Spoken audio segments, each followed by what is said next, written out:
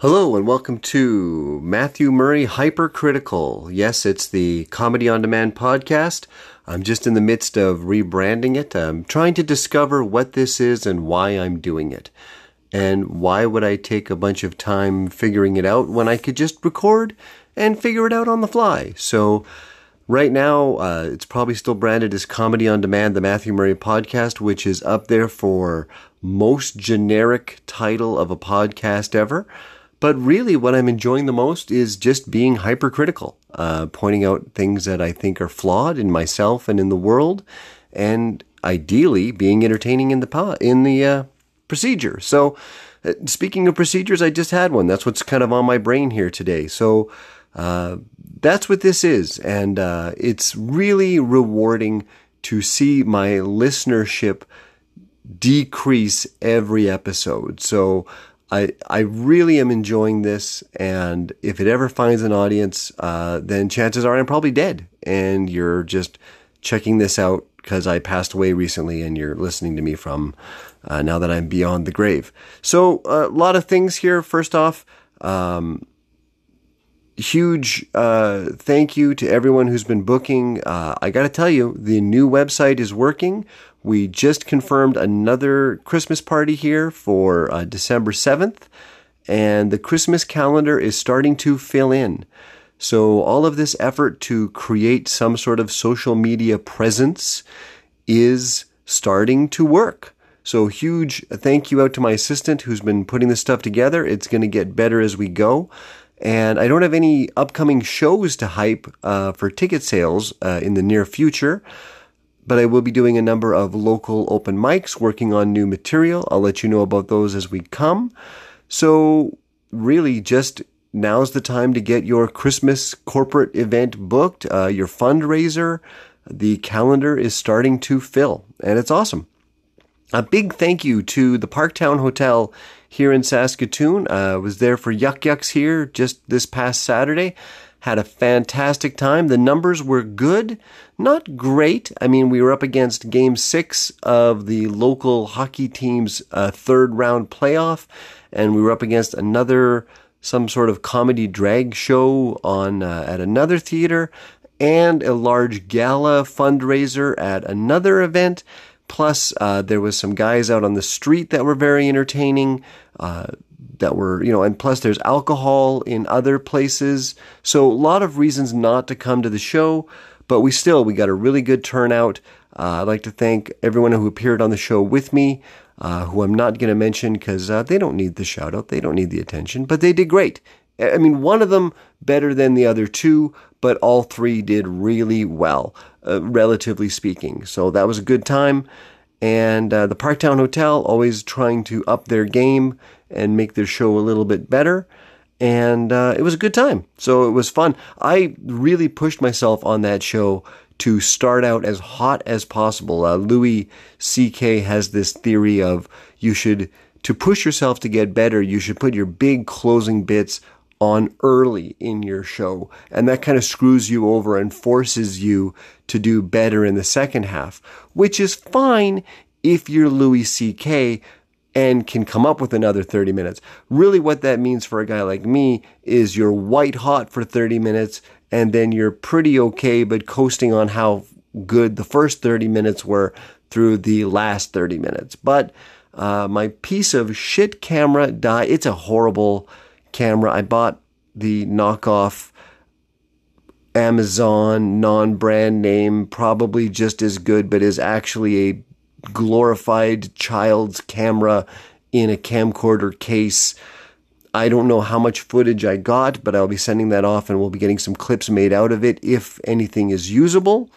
But I had a good time, and really that's what it was all about. It was all about me. And what is this thing about? I got some good feedback about, what are you trying to accomplish with your podcast? Like, could you put a theme to the episode? And the answer is really no, because I'm not accomplishing anything. I'm just sort of the stuff that happens to me in the week and everything I feel like ranting about. Some of it will make it to stage. Some of it will just be me in my impotent rage, not being able to tell my wife my real feelings, but venting here to the masses and silently crying inside as my dreams die. So that could be a theme, but really it's all about just being hypercritical. Yeah, so thank you out to the Parktown Hotel. Had a great time May 3rd. Never get old seeing your name on a marquee. Very cool. One thing about this job, like the job of stand-up comedian, is I can keep doing this indeterminately until late into my late 60s, which is a lot further away than some people think it is. I really enjoy the longevity of this job. And here in Saskatoon, we've got mayoral, is that the right word? Municipal elections are coming. And the vast majority of the city councillors are not running again. And the mayor has already announced that he will not run. And why is that allowed to be a thing? Like, granted, they're not going to try and run for election over and over until they're a million years old. But if we know you're not going to run for election again in a year or a year and a half, you're basically just admitting you don't care anymore and you're going to grab as much cash as you can on the way out. Like when you leave your day job, they make you give at least 2 weeks notice because theoretically you leaving your job will create some sort of vacuum. Like things will not be getting done. We're going to have a productivity dip. We need time to hire someone else and educate them and train them up to take over your job. So please give us at least 2 weeks notice. Now, if you suck, they'll be like, yeah, you can just leave now. We really didn't want you anyway. But if you're of some sort of value to the company, you have to give notice to let them begin the hiring process. But for a mayor, like, if you're not going to run for re-election, what incentive do you have? Like, can you just sleep in every day? Like, it's not like you could be fired. It's not like they'd be like, well, in the last 8 months, you've really been phoning it in. Well, yeah, because my salary is guaranteed and I've already done as much corruption as I thought I could get away with. And I'm waiting for the checks and I'm busy applying for private sector jobs where I can peddle the influence I've gathered over the last 10 years in the private sector. So yeah, I'm not particularly interested in hearing this bylaw change or attending this councillor meeting. Now, I'm not saying our mayor's doing that. I'm just saying every politician's corrupt. And essentially, that's just the name of the job. Like, much like being a stand-up comedian, you get into it because there's something wrong with you. I had someone come up to me before a show, like, oh, so what got you into stand-up? And like, I'm in stand-up comedy because I'm deeply damaged. Because there is a part of me that requires acceptance and adulation and the approval of strangers every 60 to 90 seconds. And that's not healthy. There's no good can come up. Like basically becoming a stand-up comedian is the best possible outcome for that type of personality defect. So that's why I do it. So when I go 2-3 weeks without being on stage, I'm a different person. All the comedians that get huge, they move to New York, they're on stage 8, 10, 12 times a week, at least, because it's a compulsion. They're trying to get better. This is what they're trying to do. So that's why I do it. And likewise, if you're going to be a politician, it's because you think you know better than everybody else. And if they just listened to you and did it your way, that everything would be fine. And I'm sure a lot of them get into it for the most noble of intentions. Hey, I want to make the city a better place. I want to make the world a better place. I want to stamp out everything that I see wrong and bring and within 6 months they realize, oh, like this, none of this is real. None of this is actually means anything. And this is just a system we've designed so we don't eat each other. But then when you're in public office and you give your notice that you're not going to run for re-election, then phone it in. Just coast. So I'd like to announce that I will not be running for re-election on this This podcast is actually a good example because there's no compensation here. Yeah, it'd be nice to get a really big following and all of a sudden get some sponsors and some ad reads. But it's probably like 95% of the podcast world not going to go anywhere. So if I phone it in, I'm really just cheating myself. And I'm allowed to cheat myself because it's me. So all I'm saying is, if you're a politician and you're not up for re-election, I get it. Phone it in, coast, enjoy the last months of influence. Make sure you delete all of your emails on the way out, eliminate your paper trail, and make sure that you're set up for your very cushy private sector job on the way out. One thing I've noticed about elections, or about politics in general, is this new thing called walking back your comments. So first off, we don't really ask politicians any real questions anymore. Everything's all scheduled and rehearsed, and they know what questions are coming.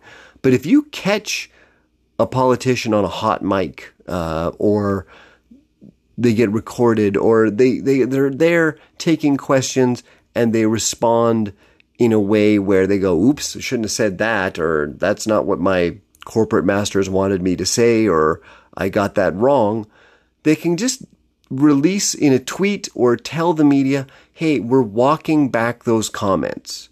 You know, what we said yesterday about the new policy or the new idea, it turns out that's not in my best interest as a politician, because all of a sudden it's being looked at unfavorably. So now that thing that I said I believed at 9 a.m., well, it's like 7 p.m. and I've decided I don't think that anymore. So you can just walk back your comments. Like, it used to be that you could like hedge it a little bit. Like, you would say something strong and then at a later statement be like, well, you know, strong, but maybe, and sort of soften it a little bit. Now you can just walk your comments back. He's walking back the comment. How many times has Biden or someone said something and been like, the White House is walking those comments back? Like, we didn't mean we'll bomb Russia if they invade the Ukraine. We just will be really mad about it. How can you walk back your comments? I can't do that. In my day job, if I say something horrible to a customer or a boss, I can't do it. I'm just going to walk that back and be like, oh, okay, you're now completely off the hook for what you just said. That doesn't work like in my marriage. Like, hey, sweetie, you look fat in that. Hey, let me walk that back. What I meant to say was, you don't look fat in that, and I love you, and here's money. Because really, when they're walking comments back politically, they're almost doing like a full 180. And I would respect them if they just admit it. Like, hey, I thought this. I thought about it some more. I did some research. I talked to some people. I'm changing my opinion. That's completely legit. I do that all the time. Hey, I thought this. I read a book. I got educated. Or I thought this because someone told me this and it turns out that was wrong. And then you change your opinion. I'm not saying you can't change your opinion. I'm just saying walking back your comments for the sake of, well, I don't think that anymore because that didn't give me the polling results I wanted, is ridiculous. So I don't understand this walking back your comments thing, but I want it. I want that power. I want to be able to walk back all of the things I said in previous jobs that got me fired. And not because I think any differently. I probably still feel the way I felt when I said it. But if I just walk it back, then I can just walk away from all the negative consequences. That's why we say walk it back, because I don't want the negative consequences of that thing I just said. And I'm always looking for some sort of out to not have to accept consequences. That sounds great. So if I could just go through life walking back anything that doesn't go the way I want, that'd be awesome. That's really just an Amazon return policy, isn't it? I thought I wanted this. I used it once. I sent it back. I'm walking back my purchase. This is a neat story here that I've had. So if you've seen any pictures of me recently, or you see any of the footage from my show on the 3rd, I've got a bandage above my right eye. So I had a small spot, a melon. They told me just some funny cells, but then they finally said the melanoma word when they went to cut it out. So basically they carved a chunk out of my head and now we got to wait a week or so to find out if they quote unquote got it all. So I've had a bandage on my head. And it's funny because how do you look at what you cut out and find out if you got it all? In order to know if you got it all, don't you need to look at my head? Because that's where the remainder would be. Like if did you eat all your food? I don't look in your stomach. I look on the plate to see if there's anything left. So we don't know if they got it all, but they probably did. The guy, very savvy, but a very funny conversation. So if you take a stand-up comedian and you put him in an uncomfortable situation where you're going to freeze and numb half of his head and then ask him to just hang out for a while, we're going to try and crack some jokes. We're going to try some material on you. It's just our coping mechanism. And it turns out the freezing chemical, whatever it is they put in my head, had epinephrine. Evanescence? I don't know. How do you say it? Epinephrine? The stuff I think that you shoot yourself with if a bee stings you or something. Epinephrine, whatever. Some sort of stimulant. And they're like, this could cause some heart racing and shortness of breath. It should have been said, this is going to feel like someone's tickling the underside of your balls. Because I was almost hyperventilating and breathing heavy and the heart was just pounding. So I'm trying to have some sort of conversation to not flip out while the dude is like, he drew on my head with a magic marker and then did his thing. And it was a hilarious conversation because the first thing was the night before the procedure, my wife had said that she had a friend who had done, everyone's got a friend who just went through that. Like I had bariatric surgery. I was like, oh, I know someone who also had that. And everyone's always knows someone who just had whatever it is you're having. So my wife had said that her friend had said that in Edmonton, you can get the process done and they can tell right away. Like you can stay there, and if they don't get it all, they can check again. And I was like, well, that sounds like a better idea. So the doctor's starting to do his thing, and you make small talk, family, etc. And it turns out he has 3 daughters, and they're all in a dance competition. Actually, what I was doing was inviting him to my show on the May 3rd. I was trying to get a few more ticket sales. And he's like, no, my kid's got this dance thing. And I'm like, oh, what do they do? And he's like, well, the one's into jazz and hip hop 1 and hip hop 2 and tap. Like he listed off like 12. The other one's in ballet. And I was like, that's a big flex. Okay. You could have just said, my daughters do a lot of dancing. But he needed to rattle off. Maybe he just drew tickets. I don't know. But he had to rattle off every different dance discipline his kids could do. And it was like 8 of them. Hip hop 1, hip hop 1, hip hop 2. What does that mean? Anything to me? Like, why are you in hip hop 1 and hip hop 2? Don't you graduate from hip hop 1 to hip hop 2? Is the first one hip and the other one hop? I don't know the difference between the two. But anyway, he rattled off a half a dozen. And he said that they had a competition that weekend, which is why he couldn't come to my show, which, whatever. But definitely my show would have been better than watching his kids hip hop 2 and be like, that's not hip hop 2, she hip hop 1. But anyway, he explained to me that the last competition they were in was a diamond. They scored Diamond League or Diamond Level, which was like 95% or better. But he was minorly frustrated because they're so much better than all the other kids their age that they dance with the senior kids, the kids in grade 12s and the older kids. So everything between 95 and 98% is diamond level, but then only X number of kids from each dance company, which is a weird, I don't know why they call them companies. They don't work. They don't build anything, but only a certain number of members from the dance company could go on to the next competition. So even though that they were all at 95%, only the older kids could go through to his kids weren't going. I'm like, okay, well, sorry, your 95% successful kids aren't going. Please finish cutting into my head. So after he gave me that whole story, I dropped hey, I heard in Edmonton there's a way to do this and test right away to find out if all of this is gone. And he bristled at that a little bit. He's like, look, I'm a trained surgeon. What they do in Alberta is they have dermatologists do this process, and they're not very good at it, and they cut much bigger holes than they have to. So they let them do that in Edmonton so that they have to do them in the hospital because they're not as good at doing this. So they check it right away, and most times they have to go back and do a second cut and do more. So it's a trade-off. It's the surgeon may not be as good, but the facility is a bit better. Whereas here you've got a top-level facility, a top-level surgeon, but we're not going to test it immediately. And he's like, the difference is like 2 to 3%. They're already between 95 and 98%. I'm like, oh, between 95 and 98%. He's like, yeah. So like, just like 2 to 3% difference. Yeah. So like the difference between getting to go to the next level of dance competition or not. And it was silent. And then the nurse could not help herself but laugh.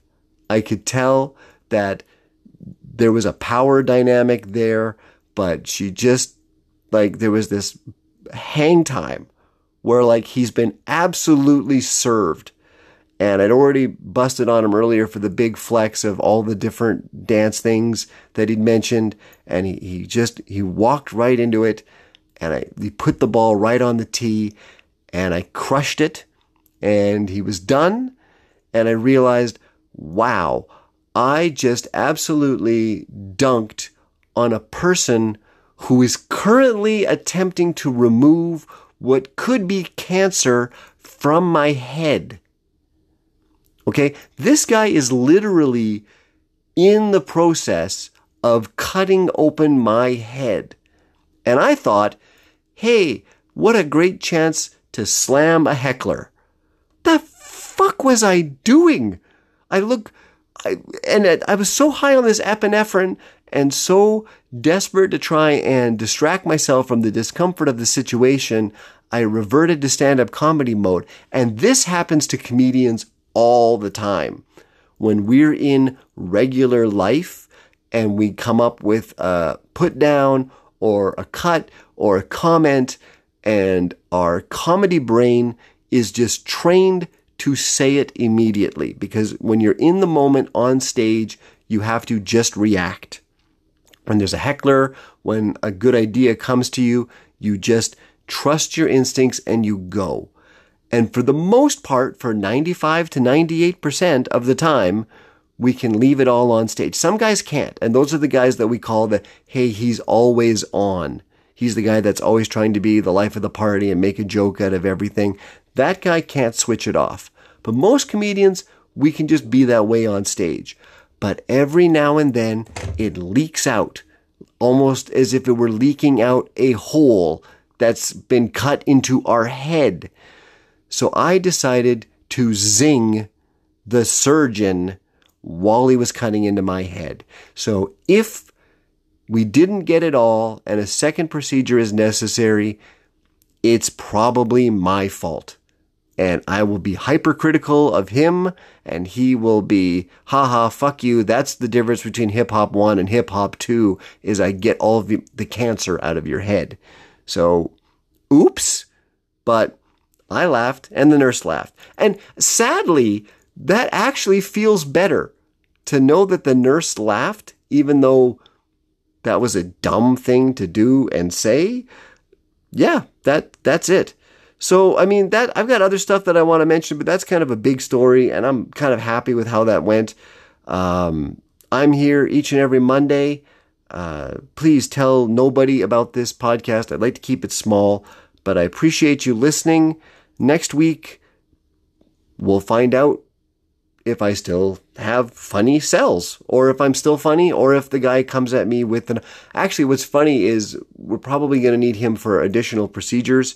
And the more I'm just riffing on this during this podcast, the more I'm realizing what a horrible, horrible decision that was to make that joke in that situation. But when you're hypercritical, that's what happens. I'm comedian Matthew Murray. Thank you so much for listening. I should have a good sign-off line by now, but I don't.